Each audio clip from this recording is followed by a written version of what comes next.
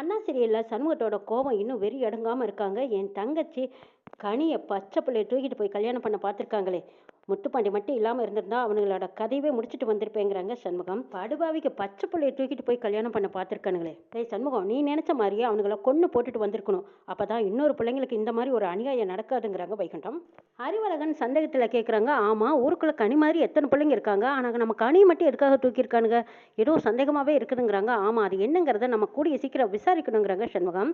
அப்ப கனி நல்லா தூங்கிடுறாங்க. இங்க பாரு, நல்லா கனி தூங்கிட்டா சரி, அவ நிம்மதியா தூங்கட்டும். பாவம் புள்ள ரொம்பவே பயந்துருக்கான்னு சொல்லி அவளை அமைதியா தூங்க வைக்கிறாங்க. ரொம்பவே பயந்துட்டா, இப்படியே ரொம்ப பயந்துட்டே இருக்காளே, இது எத்தனை நாளைக்கு இப்படியே மாத்திரை கொடுத்து தூங்க வைக்கிறதுன்னு கேட்குறாங்க ரத்னா.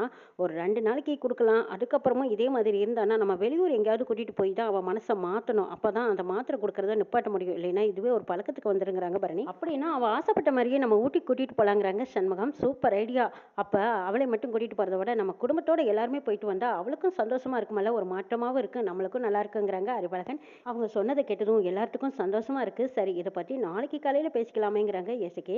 அப்போ கனி நல்லா தூங்கிட்டா, தூங்கிட்டோம், நம்ம பேசிட்டே இருந்தா அவனால தூங்க முடியாது, டிஸ்டர்பாக இருக்கும், வாங்க எல்லாரும் போய் படுக்கலாம் அப்படின்னு சொல்லி எல்லாரும் போய் படுக்கிறாங்க. பரணி மட்டும் அப்பப்போ வந்து கனியை பார்த்துக்கிட்டு இருக்காங்க. பொழுது விடிஞ்சதும் ரத்னா கோலம் போட்டுட்டு இருக்காங்க. அங்கே எஸ்கே, வீரா, அறிவழகன் இவங்க 3 பேருமா சேர்ந்து எல்லாருமா ஒரு பிளான் பண்ணுறாங்க. என்ன போகலாமா, இல்லை கொடைக்கானல் போகலாமா, இல்லை குற்றாலம் போகலாமா, இப்படி எல்லாரும் முடிவெடுக்கிறாங்க. சரி, இதை பற்றி அண்ணங்கிட்ட பேசிக்கலாம், பரணிக்கு இது சஸ்பென்ஸாகவே இருக்கட்டுங்கிறாங்க. பரணி கொஞ்சம் லேட்டாகி எழுந்திரிச்சு வராங்க. என்னடி எல்லாரும் நேரமே எழுந்திரிச்சிட்டிங்களா, நான் தான் இவ்வளோ நேரம் தூங்கிட்டுனாங்கிறாங்க. பரவாயில்ல விடுடி, ஒரு நாள் தானே, நீ தான் பாவம் நைட்டெல்லாம் எழுந்திரிச்சு வந்து வந்து கனியை பார்த்துக்கிட்டே இருந்த, உனக்கு தான் தூக்கம் கெட்டிருக்கும். சரி, நீ நல்லா அசந்து தூங்குறத பார்த்துட்டு நல்லா தூங்கட்டும், மற்ற வேலைகளை நம்மளே பார்த்துக்கலான்னு தான் நாங்கள் வந்து செஞ்சுட்ருக்கோங்கிறாங்க. ஏண்டி, என்ன ஒரு சத்தம் போட்டு கூப்பிட்டுருக்கலாம்ல, நான் எழுந்திரிச்சு வந்துருப்பேன் இல்லைங்கிறாங்க. பரவாயில்ல விடு பரணி, நீயும் ரெஸ்ட் எடுக்கணுமில்ல, நீ தான் எவ்வளவு நாளைக்கு இப்படியே எங்களுக்காக கஷ்டப்பட்டுட்டு இருக்க.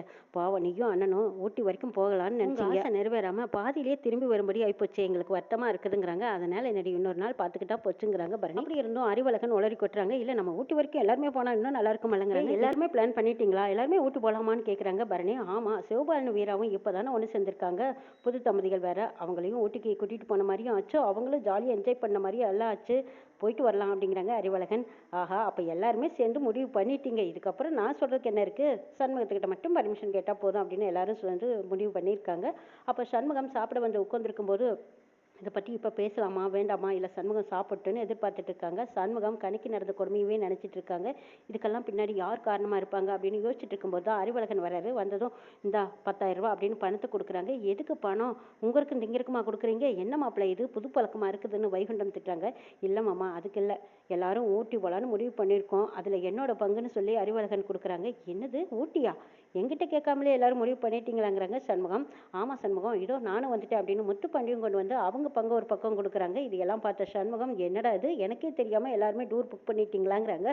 ஆமாம், கனியை கூட்டிகிட்டு போகிறதுல ஒரு சந்தோஷம், எல்லாருமே ஜோடி ஜோடியாக போயிட்டு வரலாம், நம்ம தான் இன்னும் எங்கேயுமே போகலையே. சண்முகம், பரணி, நீங்கள் 2 பேருமே வெளியில் போகலான்னு ஆசைப்பட்டீங்க, ஆனால் போகிறதுக்கு இல்லாமல் தங்கச்சிகளை பார்த்துக்கிட்டே இருக்கும்படி இருக்குது, யாரையும் விட்டுட்டு போனாலும் எல்லாரும் பயந்துட்டு தான் இருக்கணும், அதனால் எல்லாத்தையுமே நம்ம சேர்ந்து கூட்டிகிட்டு போகிறது ரொம்ப நல்லது, எல்லாரும் பாதுகாப்பாக போயிட்டு வர்றதும் இன்னும் நல்லது, அதனால் சேர்ந்து போகலாங்கிற முடிவில் இருக்கோங்கிறாங்க. இதை கேட்ட சண்முகமும் சந்தோஷத்தில் சரி சரி, கனிக்கு எது சௌகரியமோ அதையவே நம்ம செஞ்சுடுவோம் அப்படிங்கிறாங்க. அப்போது கனிக்கு கம்பெனி கொடுக்க அப்பா இருக்காரு, நம்ம எல்லாரும் ஜோடி ஜோடியாக கிளம்பலாம், நான் சின்ன பாப்பாவையும் எடுத்துகிட்டு வருவேங்கிறாங்க எசிக்கி. ரொம்ப ஜாலியாக சந்தோஷமாக இந்த வாரம் ஞாயிற்றுக்கிழமை எல்லாரும் கிளம்பலாம் அப்படிங்கிற முடிவில் இருக்கிறாங்க. எல்லாரும் முடிவெடுத்ததுக்கப்புறம் பரணி பாக்கியம் வீட்டுக்கு போயிருக்காங்க. அங்கே போய் சவுந்தர பாண்டி பார்த்துட்டு பரணியை வான்னு கூட கேட்கல, என்ன இப்போ மருமகளை கூட்டிகிட்டு எங்கே கிளம்பலான்னு இருக்க அப்படின்னு பாக்கியத்துக்கிட்ட கேட்குறாங்க. வீரா சொல்கிறாங்க, நாங்கள் எல்லாரும் ஊட்டி போகலான்னு இருக்கோங்கிறாங்க. ஊட்டிக்கா அப்படின்னு சிவபாலன் ரொம்ப சந்தோஷத்தில் குதிக்கிறாங்க. டே டே டே ஒத்த ஒட்டு, என்னடா திரும்ப என் கூட தான் எங்கேயோ போகிறாங்கன்னா நீயும் கூடவே தொதுக்கிட்டு வருவியா, நீ எல்லாம் போக வேண்டாம், ஒழுங்கா இருங்கிறாங்க சுந்தரபாண்டி.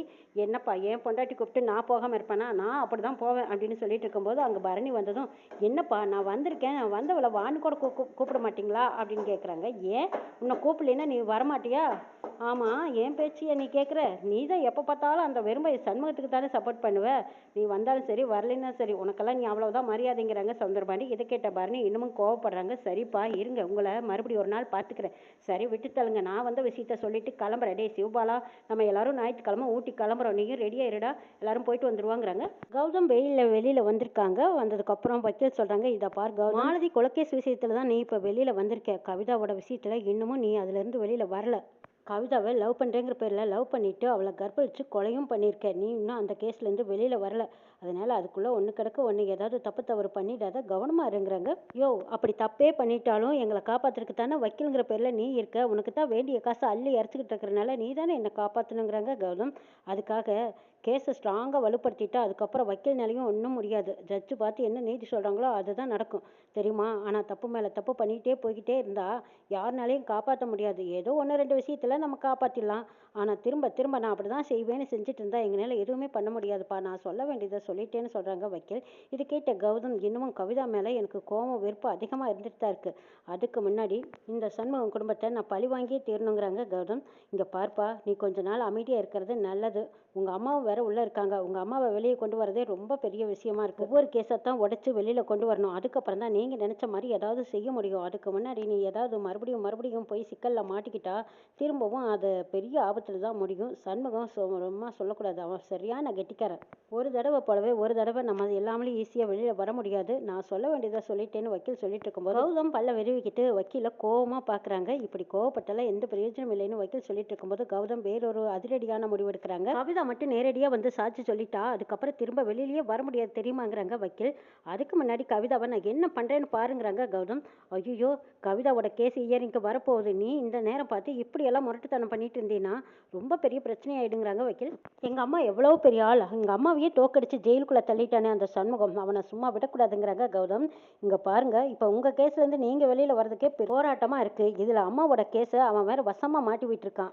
ஒவ்வொன்றத்தான் பொறுமையாக வெளியில் எடுத்துகிட்டு வரணும். கொஞ்சம் பொறுமையாக இருங்க, தப்பு தவறு ஏதாவது பண்ணிடாதீங்கன்னு முடிஞ்ச வரைக்கும் அவங்களுக்கு புத்தி சொல்லிக்கிட்டு இருக்காங்க வக்கீல் சார். சார், முதல்ல கவிதாவை காம்ப்ரமைஷன் பண்ணுங்க. கவிதா கிட்டே எப்படி சமாதானம் பேசினா அவங்க அமைதியாக இருப்பாங்களோ அந்த அவங்க கிட்டே நீங்கள் சமாதானம் பேசுங்க. இல்லைன்னா கவிதா சாட்சி சொல்லாமல் பார்த்துக்கோங்கிறாங்க. அவள் எப்படி சாட்சி சொல்ல வராமல் இருப்பா? கவிதா வந்து உங்களுக்கு எதிராக சாட்சி சொல்லிட்டாங்கன்னா அதுக்கப்புறம் உங்கள் கதை அவ்வளவுதான் சார் அப்படின்னு வக்கீல் சொல்லவும் கௌதம் அதிரடியான ஒரு முடிவு எடுக்கிறாங்க. கவிதாலா இருந்தாலும் சரி, கவிதா கூட இருக்கிறவங்களா இருந்தாலும் சரி, யாரும் கோர்ட்டுக்கு வந்து எனக்கு எதிராக சாட்சி சொல்ல வரமாட்டாங்க. அடுத்த தடவை கவிதாவே கோர்ட்டுக்கு வரமாட்டான்னா பார்த்துக்கோங்களேன். அதுக்கான ஏற்பாடெல்லாம் நான் தயாராக பண்ணி வச்சிருக்கேன்னு கௌதம் ஏதோ ஒரு திட்டம் போட்டுட்டு இருக்காங்க. இங்கே பார்த்தா வீராபரணி 2 பேரும் சவுந்தரபாண்டி வீட்டுக்கு வந்திருக்காங்க. சிவபாலன் வீரா கிட்ட வம்பழுத்துக்கிட்டு இருக்கிறாங்க. எல்லாருமா சேர்ந்து ஊட்டிக்கு போகிறோன்னு கேள்விப்பட்டதுமே சிவபாலனுக்கு அளவு தளவில்லாத சந்தோஷம். அந்த ஊட்டி போகிற காரியத்தை தடுத்து நிறுத்துறதுக்காக சவுந்தரபாண்டி பாண்டியம்மாவை கூப்பிட்டு விவரத்தை கேட்குறாங்க. பாண்டியம்மா, அப்பாடா இப்போதான் நான் ஒரு கேஸ்லேருந்து தப்பிச்சிருக்கேன்டா சவுந்தரம். ஏதோ நல்ல வேலை அந்த அரசியல்வாதி என்னை காட்டி கொடுக்கல. காட்டி கொடுத்துருந்தானா இந்த சண்முக பையன் என்னை தலையிலிருந்து கால் வரைக்கும் வரைஞ்சி விட்டுருப்பான். நல்ல வேலை தப்பிச்சிட்டேங்கிறாங்க. தப்பிச்சிட்டியா? உன்னோட நேரம் நல்ல நேரம். சரி, குடும்பமாக சேர்ந்து ஊட்டி போகிறதுக்கு இல்லாமல் ஏதாவது ஒரு திட்டம் போடுக்காங்கிறாங்க.